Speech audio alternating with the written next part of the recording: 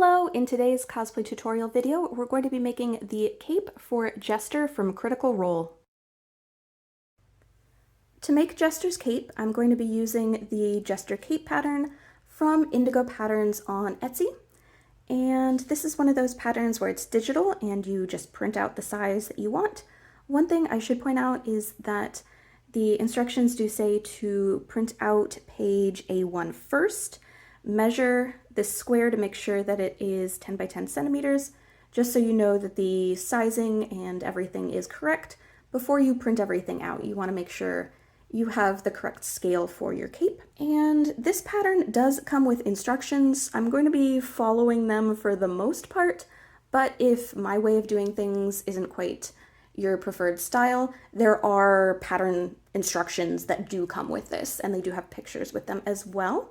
The fabric I'm using for the outer part of the cape, this is a printed cotton. It has this kind of linen-y texture printed on it, but it's not actually real linen, it's just a printed cotton. And then for the lining, I'm going to be using a plain cotton in a kind of bluish green color.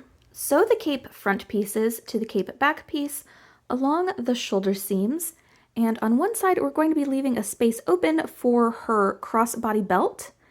And for the lining, we're going to do the exact same thing, but in reverse. So on this one, the opening is going to be over there.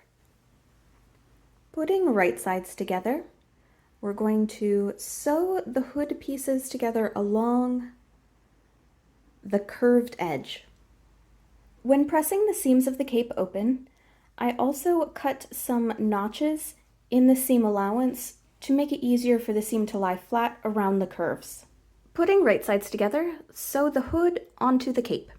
Then repeat this process with the lining. Cut notches into the seam allowance at the neckband, then press it flat.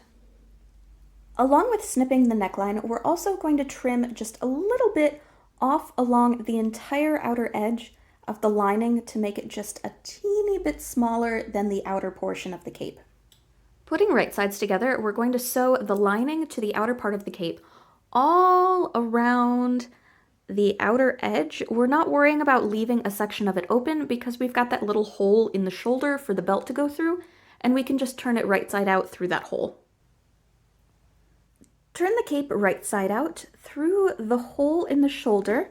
Then we're going to hand sew that hole closed. The pattern instructions top stitched along the outer edge, but since my fabric's a bit thinner, I just went ahead and pressed it, and I think it looks good just as it is. Since we cut the lining a little bit smaller than the outer portion of the cape, it irons with the lining being slightly more on the inside so you don't see the lining from the outer edge. And then lastly, to close it, I went ahead and sewed a snap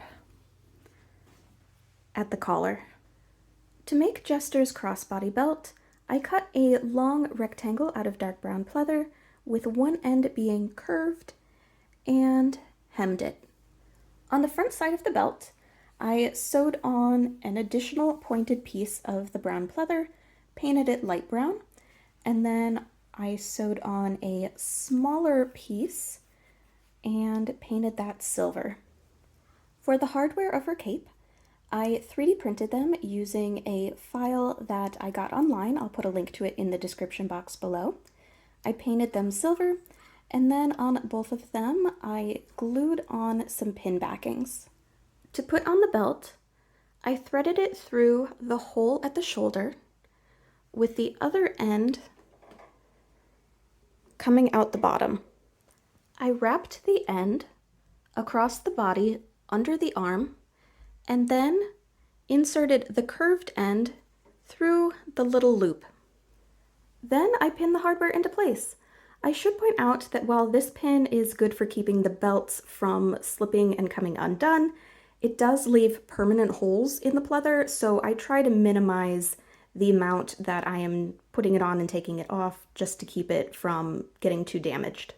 And with that, Jester's cape is done. For part 2 of making this costume coming out tomorrow, please subscribe and thank you so much for watching.